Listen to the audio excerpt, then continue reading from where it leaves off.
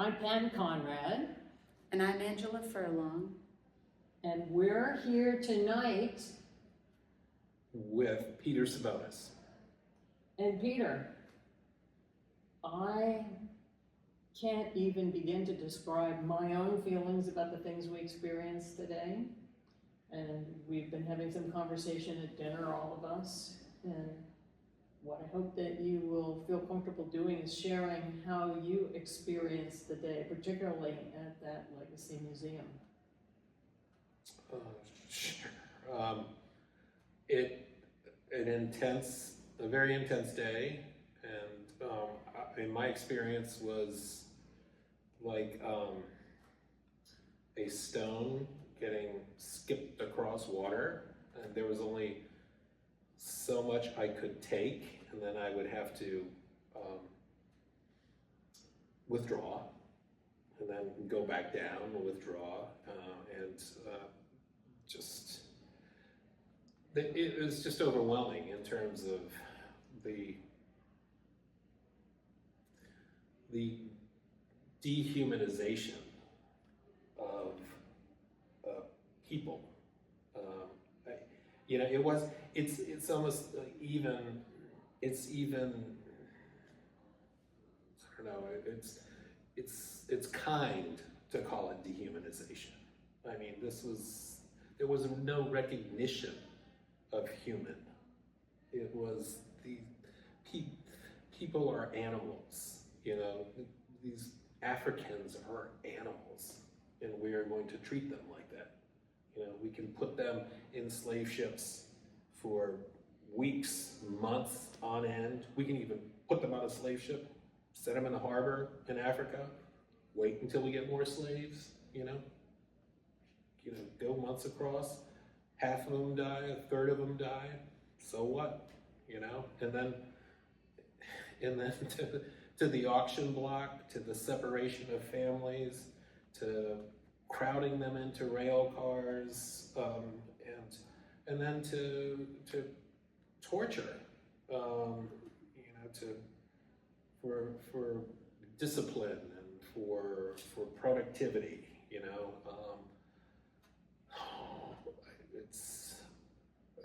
it's I don't know.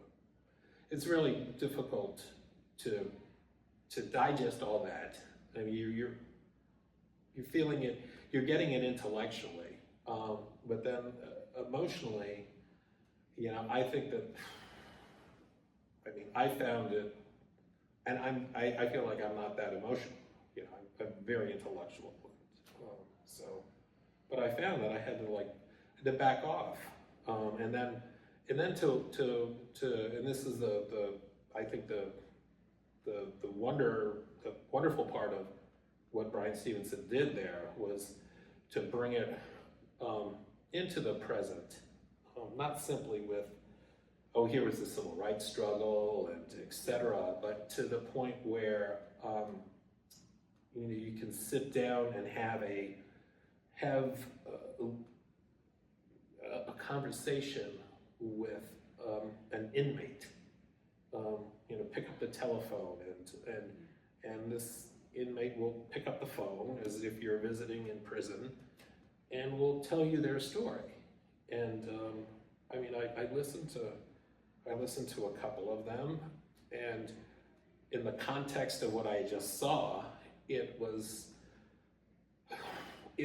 just so it was so consistent, and I quite frankly, I had to get up and I walk into the other room, and then I came back, picked up another phone and listened to another story, and these are folks who are sentenced to life imprisonment when they're 14 years old, to being on death row for 30 years, and then getting freed, and then again putting it in the context of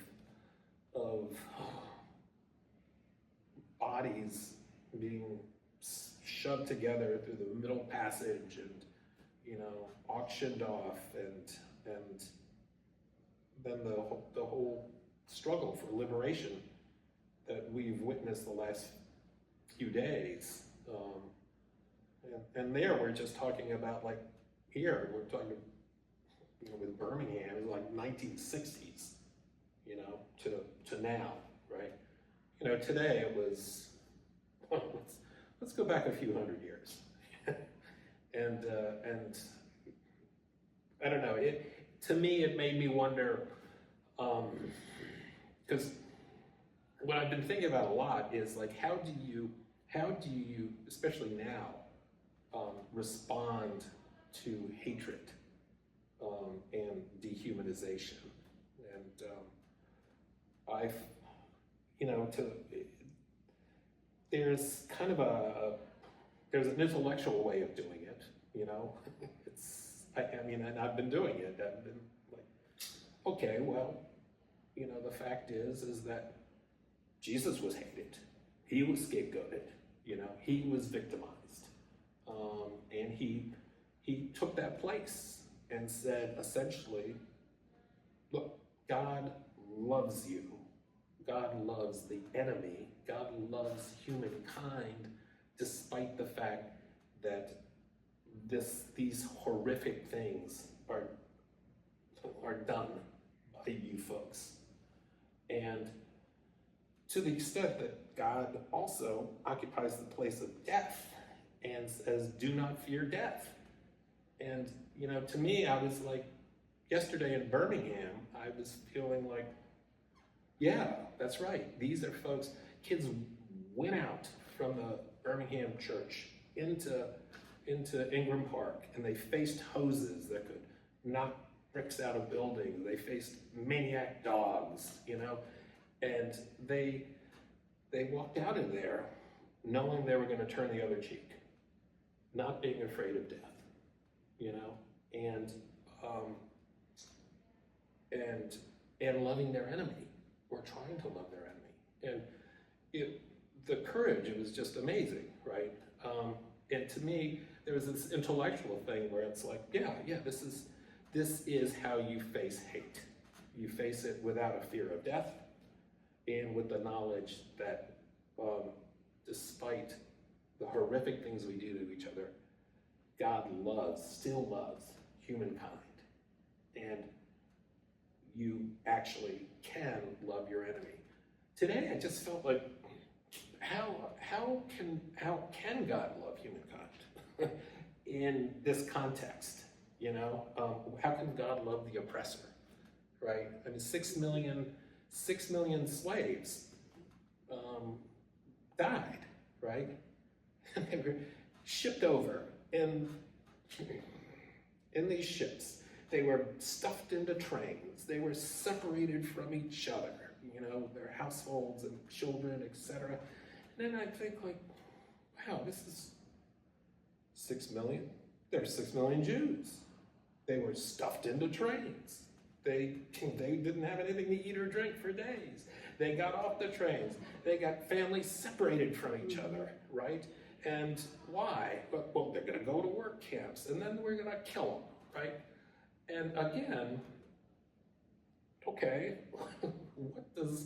what does Jesus say about this? What does God say about it? What does our faith say about this, right? And like I said, it was like, oh, well, you enter this place with the knowledge, without the fear of death, and you take up, you can do greater things than these, Jesus says. And how do you do those things? You do those without the fear of death, and you do those with the understanding that God still loves humanity despite these horrific things. But I can tell you today, like, I would say, like, how can you love humanity in contexts like these, you know? So Can I ask you a question? sure.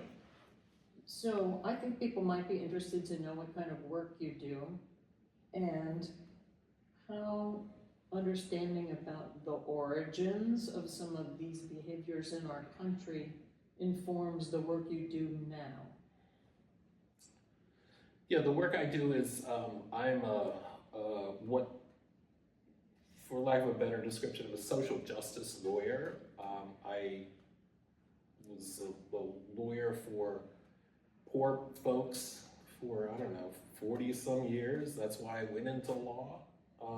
It was a faith calling, and I, for the last 12 years, I've done more social movement work, working with groups, and especially groups in inner city Baltimore around housing, around community self-determination and land ownership. And your question was, in that context, what was the question? Well, you were asking, how can God even love an oppressor? Oh, yeah. And because I already knew what it is you do for a living, I was thinking, gee, I wonder if the way God loves everyone is to send people like you to try to make things better. Well, thanks for saying that. I mean, it's something to wonder about, but I encourage you to continue wondering about it. But Well, you perhaps you're mentioned right. it as a faith calling, and I thought, huh. Well, that's a good point. Okay, now you're getting me to think out loud in front of the camera, yeah, I would have to say yes, that I mean yes, God does raise up folks. Am I one of those folks? I